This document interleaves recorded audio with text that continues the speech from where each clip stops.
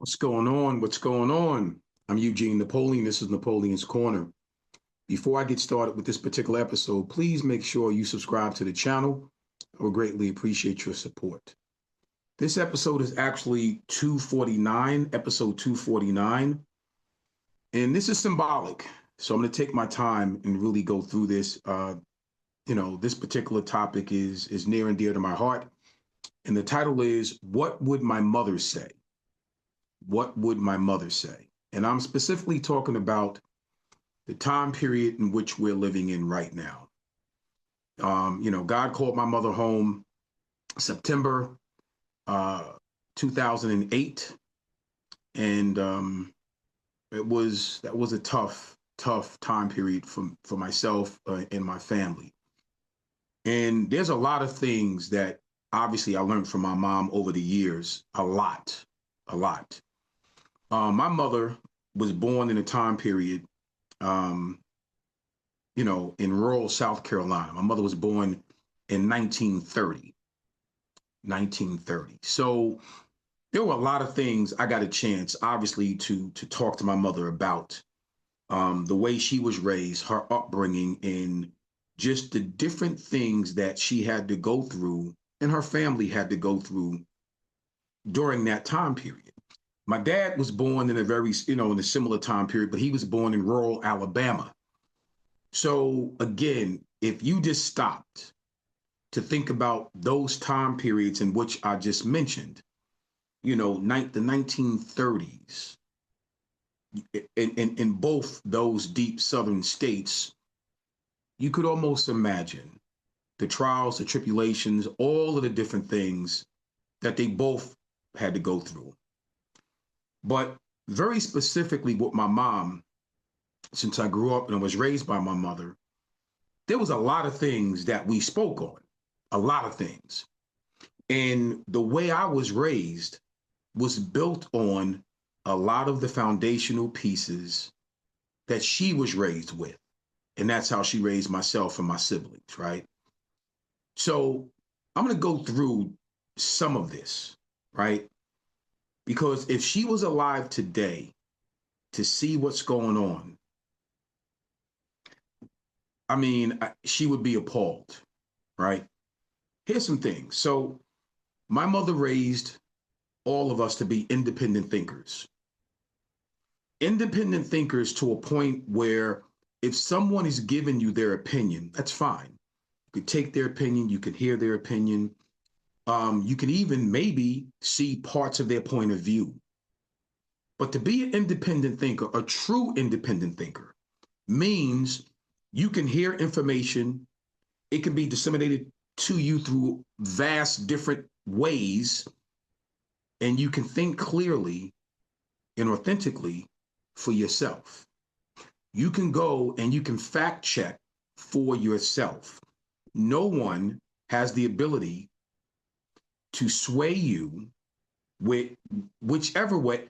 They can give you the information and you can fact check it. You can think independently for yourself to come up with the conclusions and the necessary um, outcomes on your own. An independent thinker without being without any bias, without any separate. I'm going to give you something to sway you this way, that way, and even if it's done, you're smart enough to independently think and come up with your own antidotes as to if this is true and factual or not. Character. My mom raised us all with a great level of character, which simply means it's not about you doing the right things when people are watching. Character is built on doing the right things when no one is watching. It's you. You know whether you are doing the right thing or not. It's about your character and your value system, your moral code. It's you. So when things are not going right, and there's certain things of treatment in terms of how you are dealing with other human beings, where is your character? Where is your let me do right? Where is your, let me make sure I'm doing things that make sense, not just for myself, but I'm acting in a way where my character speaks louder than even my words. It's my actions that speak, not just my words. Your character. You stand for something. Critical thinking. The critical thinking way model of how I was raised is to think critically even when you are emotional. Because a lot of times when we are upset, we're human. Everybody makes mistakes, but when we are upset, we don't necessarily think critically. We think emotionally. Sometimes we're not rational in our thought processes when we are upset. So critical thinking is a whole different piece to the puzzle, but it's much needed when you have to think critically when you're feeling well emotionally. Critical thinking was a very, very big tool used in my house when I was, being raised. So my mom set it up that way. It was the independent thinker. It was the character, the morals, the value system. It was critical thinking. We talked about, which is, I don't know, okay, black and white, right? Black and white also in terms of seeing things in a black or white way and or black and white relationships. The character building, the critical thinking, the independent thinking, and now we get into the black and white of what's really going on. Okay. Why is it so hard to have a conversation built around racism? Why is that so difficult? I'll go back to something that my mom went through in rural South Carolina back in right around I think she said 6 or 7 years of age. So she was born in 1930. So we're talking about maybe 1936 or 1937, again, in rural South Carolina. And she talked about how it was really, really difficult, obviously, for Black people back then being able to be independent, to be critical thinkers, to have a certain level of character because things were just so different back then.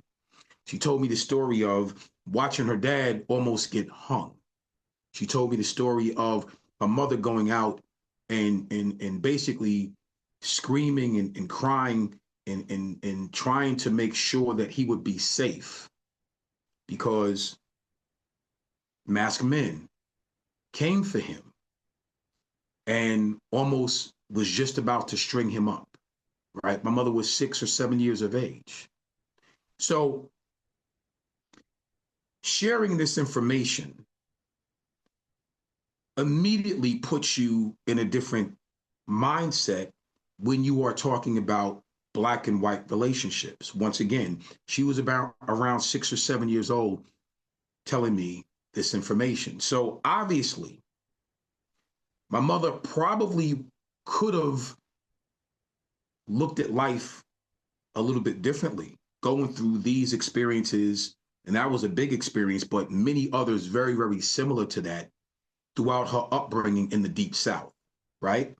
That means my mother, when she came north, could have had a whole different view, okay? A whole different view of Black and white relationships. But she didn't. My mother was aware. Those experiences growing up in the Deep South made her aware of people, humanity, and the treatment of others. She did not raise any of us to think, treat people the way that you want to be treated. So that was the foundation of how I was raised, regardless of how my mother came up and how she dealt with racism in her face in the 1930s. Okay. There's a reason why I bring that up and why that was such a foundational piece. Because the pivot to how she raised us, moving to the North, was real simple. You treat people, again, the way you want to be treated, with the proper humanity, the proper morals, the proper values. being independent thinkers, understanding that no one's perfect, people make mistakes, but you're not going to hold on to something based on the color of someone's skin. My mother was very vocal about that. She stood on that and was very serious about that. You are not going to treat somebody differently because of the color of their skin. You're going to give them the opportunity to show you who they are. Now, why is it so hard to have that conversation? Open dialogue. Because here's the deal. If you want change, you have to have open and honest dialogue. The problem is people don't want to have open and honest dialogue. It's all convoluted by other issues, with racism being a big issue. And when people say there is no racism, I question that. Obviously, I question that with what's going on right now in our country, in and around our country. So the topic of this particular episode is, what would I say to my mother, or what would my mother say now if she was alive to see what's going on? Wow. It would be a mouthful of conversations, because it asks the question, it begs to ask the question, if we were raised based on my mother's experiences back in the 1930s, coming from rural South Carolina, my father's experiences back in the same time period, coming from rural Alabama, oh my God, we would have such a different perspective, lens, and view on all of this. And some would say rightfully so, based on the experiences. But because my mother raised us to be more aware than to have this attitude of we're owed something, she flipped the whole script. Her pivot was different when she raised us, not to hold on to that as a crutch. You treat people the way that you want to be treated was the foundational piece in the way we were raised in our home. Facts and truths, right? That's another piece. Again, why is it so hard to be truthful and factual when you are dealing with a conflict? Whether it's a black issue or a white issue, why is that so difficult? Well, I think we would know why it's so difficult. Because in order to get down to the truth of something and it's factual, that means you shouldn't be upset about the truth. You shouldn't be upset about something that's being told to you, and you can fact check it. But when everything is based on a lie or misinformation, that means it's purposely done. It's purposeful, right? So again, the way I was raised, if you came in our house and you told my mother something, it better have been the truth, because she's going to fact check it. And if it's factual and truthful, my mother wouldn't be upset with you. Now, she would be upset with you if you came in there and you tried to manipulate her and you tried to lie to her and you tried to tell her something, a whole bunch of untruths with wrapped around misinformation.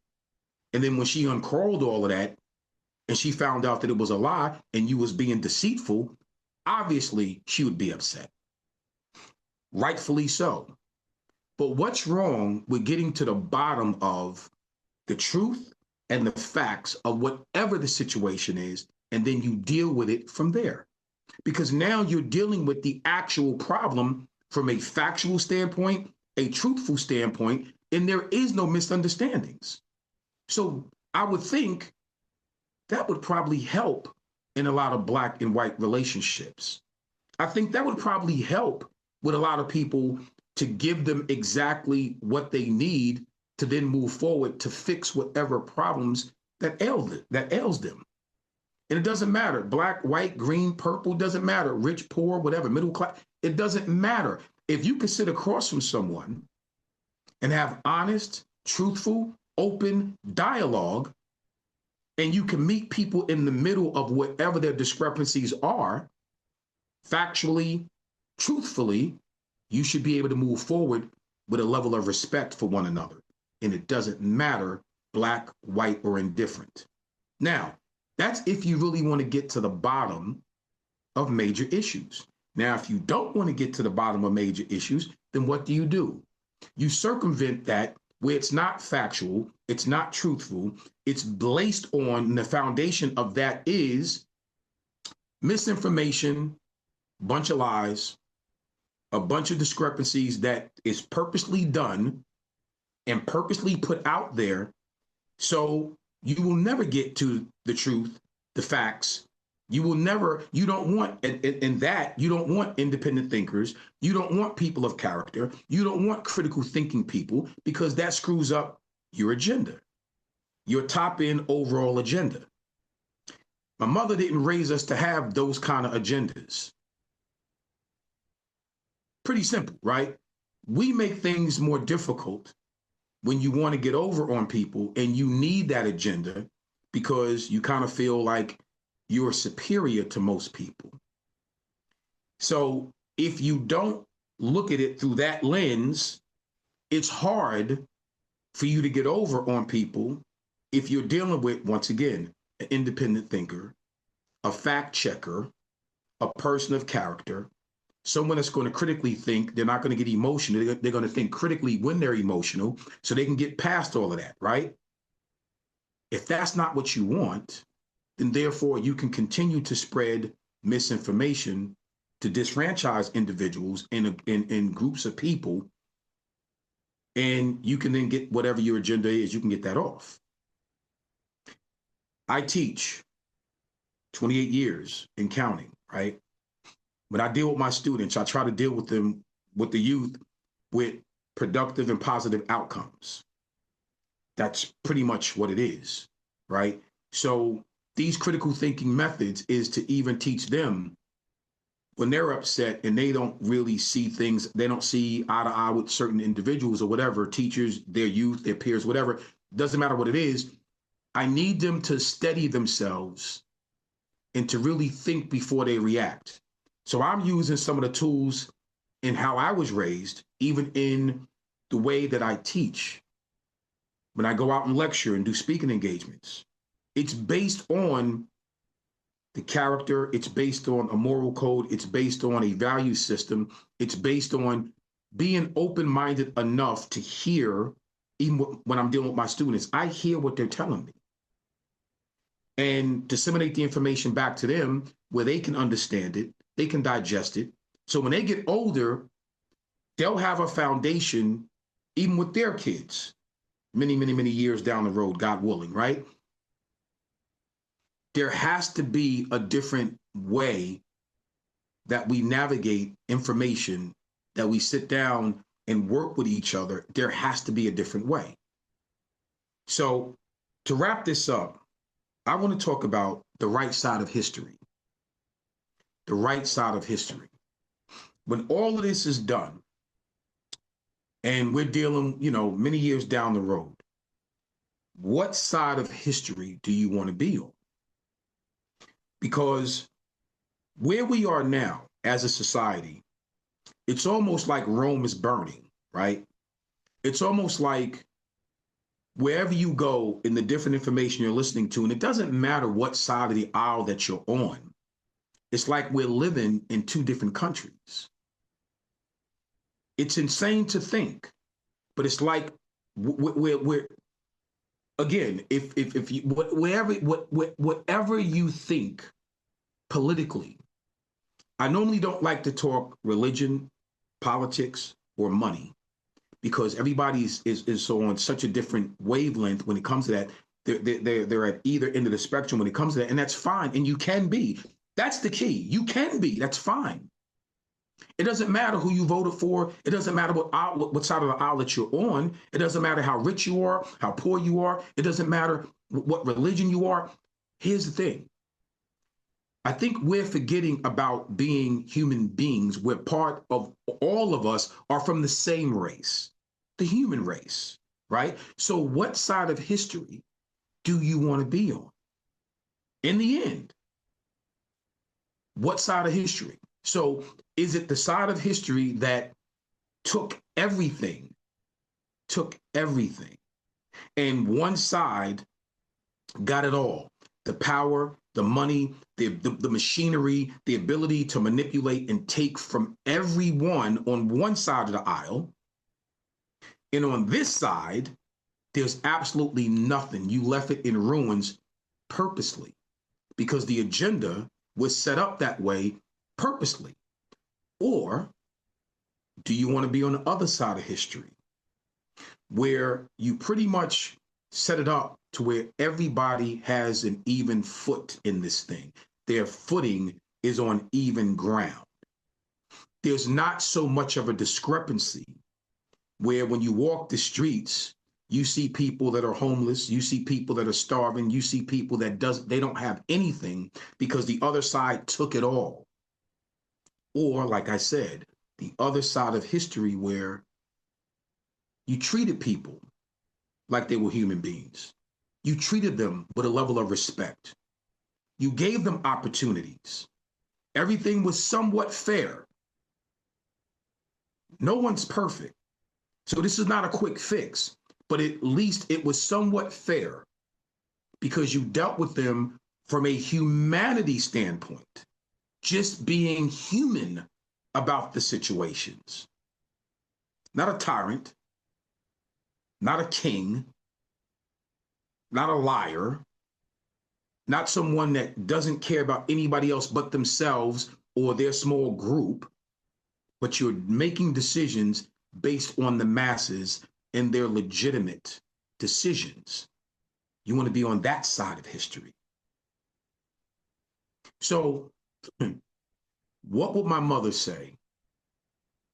I think my mother would be disappointed in the slippery slope of humanity, and where power, money, greed has taken stance, and power is more important than being a human being.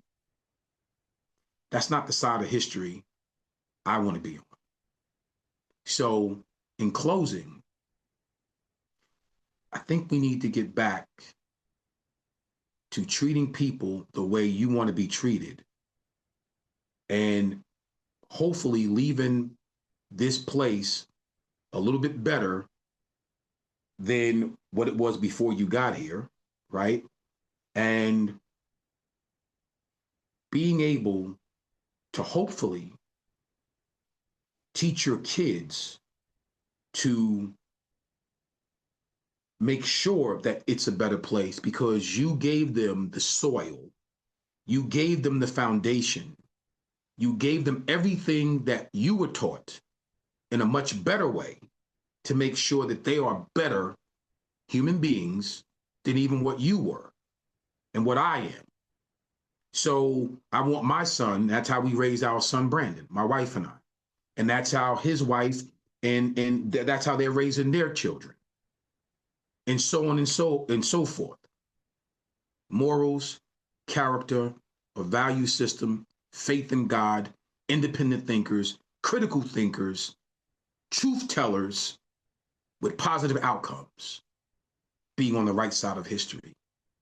That's what we want. And that's what I'm hoping everybody wants. My mother would be disappointed, but in faith, there's always a glimmer of hope. And in God, we trust. So hopefully we can get back to that so we can be on the right side of history. I'm Eugene Napoleon. This is Napoleon's Corner. I'll see you next week. Take care.